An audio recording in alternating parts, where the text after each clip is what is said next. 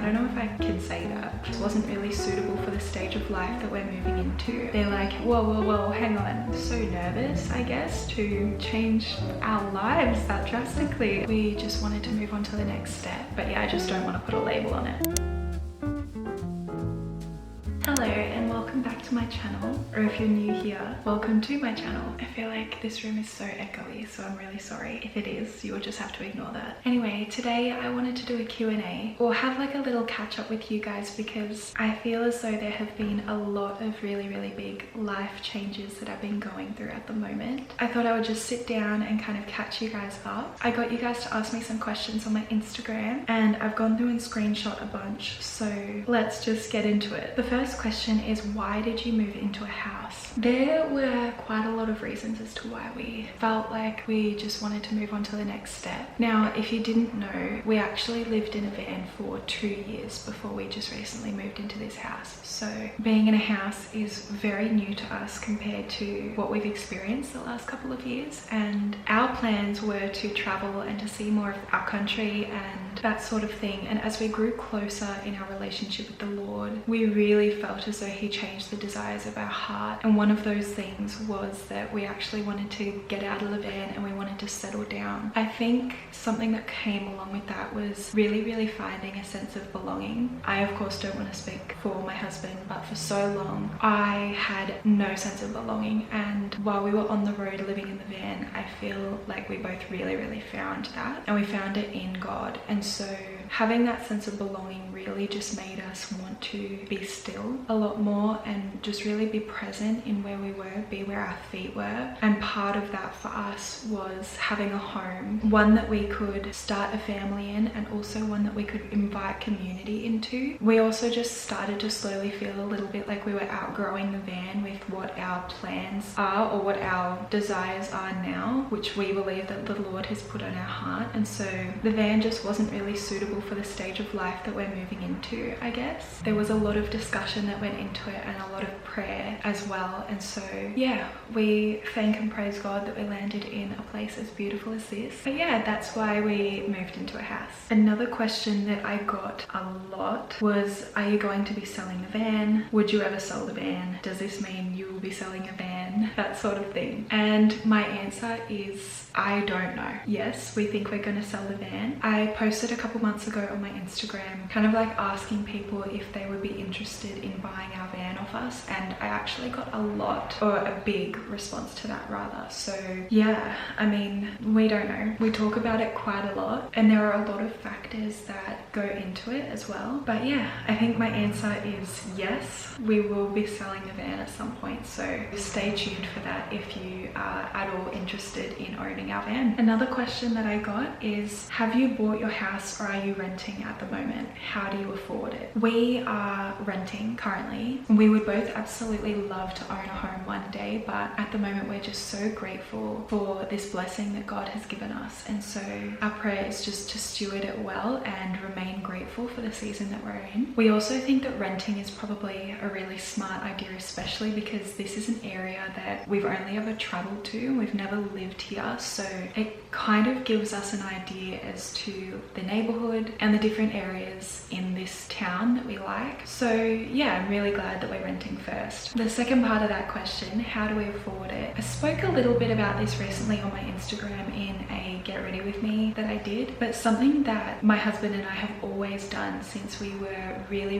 young and since we had our first jobs, because we've been together since then, is that we've always worked everything out on one income. So we will never stretch our expenses past what one income will allow. We'll make sure that we can cover everything with one income, and the income that we use for that is Ezra's, because he is the main provider for our family. How we do it is that we work out absolutely all of our expenses and we divide them into weekly, fortnightly, monthly, how much they would cost. Let's say it's our registration for our car, which is like a yearly expense. We'll divide that into weekly, and then our monthly bills, we will divide that into a weekly total as well, so that we know exactly how much to put away. We also have like, I think 6 or 7 different accounts where everything is allocated really clearly, so we know exactly what bills are coming out and when, and we always have like the right allocation for what we need in there, I guess, if that makes sense. We also have like a splurging account, a savings account, and that sort of thing, so we'll never spend more money than what we have or live outside of our means, I guess. And I feel like this is something that just really helps us keep track of everything. So yeah, just being really clear about every single expense that you have, being clear about any debts that you have, that sort of thing, I think is really important. So if our budget doesn't allow for something additional to be added, then we won't have it, like we will miss out. There is sacrifice that comes with living off one income, and at the moment we're fortunate enough that I'm working, so anything that I make can be stacked, I guess, or is just extra, can go into savings, that sort of thing. So we are in a very, very fortunate position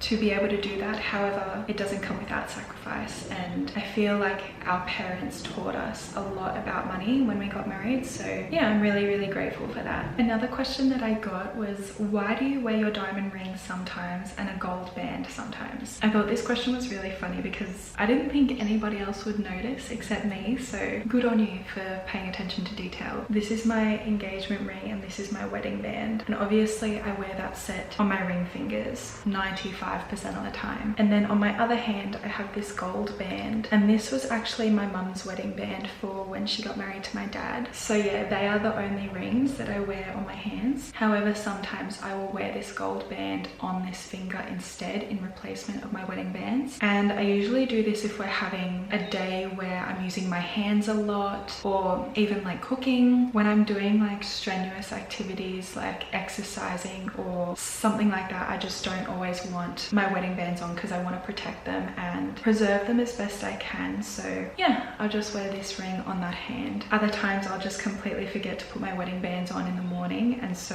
then I'll go out of the house, realize that I don't have my wedding rings on, and I'll just quickly put this one on this hand so that people know I'm married.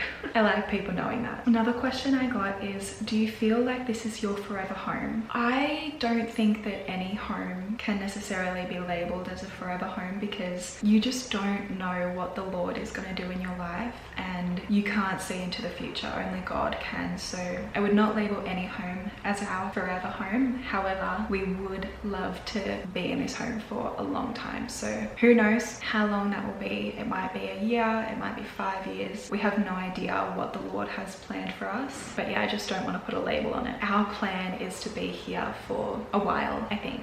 So yeah, but again, who knows what could happen. Another question I got is, when do you want to have kids? I get this question every single time I do a Q&A, and I feel like this is a very personal thing, and it can be a really sensitive topic for a lot of people as well, which is why I want to, I guess, be careful with my words. But yeah, we are not 100% sure. We aren't actively trying, I guess. I don't know if I can say that. We're not actively trying. However, if it happened, we would both be overjoyed.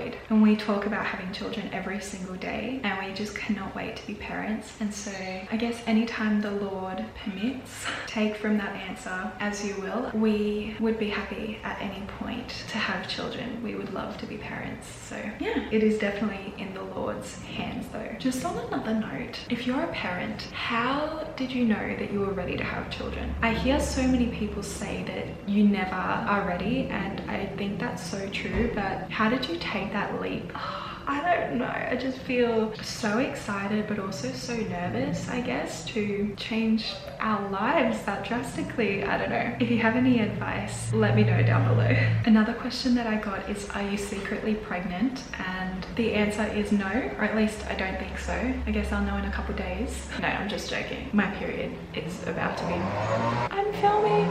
You'll have to excuse the noise in the background. The people across the road from us are mowing their lawn, so my apologies if you can hear that in the back. Another question that I got asked is, have you ever done anything to your face or body? No, I have not. My personal conviction is that I wouldn't do anything like that. I think that the ability to age is such a blessing. Growing old is such a blessing, and the wisdom that is displayed on your face with things such as fine lines and wrinkles is also a blessing, and I just can't see myself ever trying to erase the history, I guess, stress that my body has on it or that I've been through. So my personal conviction is that I don't think I would do Botox or filler. Yeah. I waited till you weren't in the middle of talking. Look, I made my own noodles and look how good I made them. You made your own noodles? Yeah. I even put chili flakes in. How did you do it? Did you do it on the stove? No, we have a kettle now. So just put boiling water in the noodle. Oh my gosh, can I try it? Yeah, I haven't even tried it yet. Oh, you haven't? This does look really yummy. I waited till you weren't talking. Thank you. Are they good? Would you like some more? They're really yummy. What did you put in them? The soy sauce, the chili sauce, not the seasoning oil, because we all know what that has in it. Chili flakes, peanut butter, and then just the boiling water. Good job on the noodles, darling. Thanks, baby. I love you. Love you. Okay, the last question, I got this a couple times as well, is why did you start wearing makeup again? If you didn't know, I stopped wearing makeup for I think around 3 years. So it was a pretty long time. And I actually put a YouTube video out about a year ago just talking about why I no longer wore it. So I'll link that down below if you haven't seen that one yet. But I think people have been a little bit confused when I've started wearing makeup a little bit now, and they're like, whoa, hang on. So yeah, I just wanted to briefly answer this because there's so much that I could talk about, and I feel like this topic deserves so much longer than just a quick segment of a video. So it is something that I really want to speak about in a full video at some point soon, but I just haven't gotten around to filming that yet. So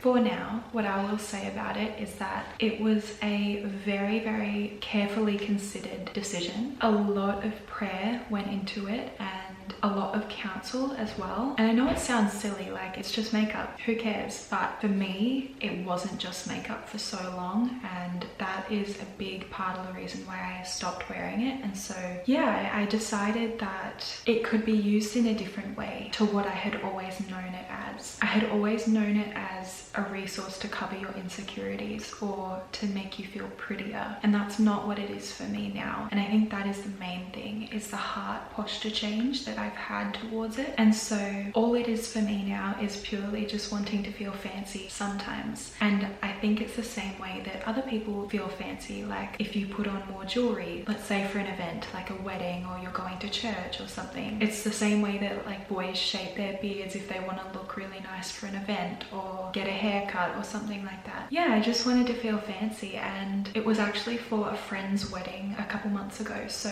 that's originally why I really wanted to wear it. But then there have been times where I just want to feel fancy again, and I think there's nothing wrong with that as long as it's not coming from a place of insecurity, which for so long it was with me. So yeah, there is a lot that I could say about that topic, and I do plan on putting a video out soon as to why I started wearing makeup again, because I don't know if it's just me, but my brain thinks about things in so much detail and so much depth, and I'm very careful to make a decision 95% of the time. And so yeah, there was a lot of thought that went into it, and I think it's something I would love to talk about because I got a really beautiful response from the first video that I put out as to why I don't wear it anymore. And so yeah, I think people also deserve to hear about the heart posture change behind this new decision. So that's what I will say about that for now. But with that said, I'm going to end the video here because I feel like I've been sitting and talking for so long. So I hope that you enjoyed. I feel like we kind of had a lot to catch up and talk about, and I'm really grateful that you guys took the time out of your day to ask me questions. Thank you so much for watching this video. I will see you in my next one. Bye.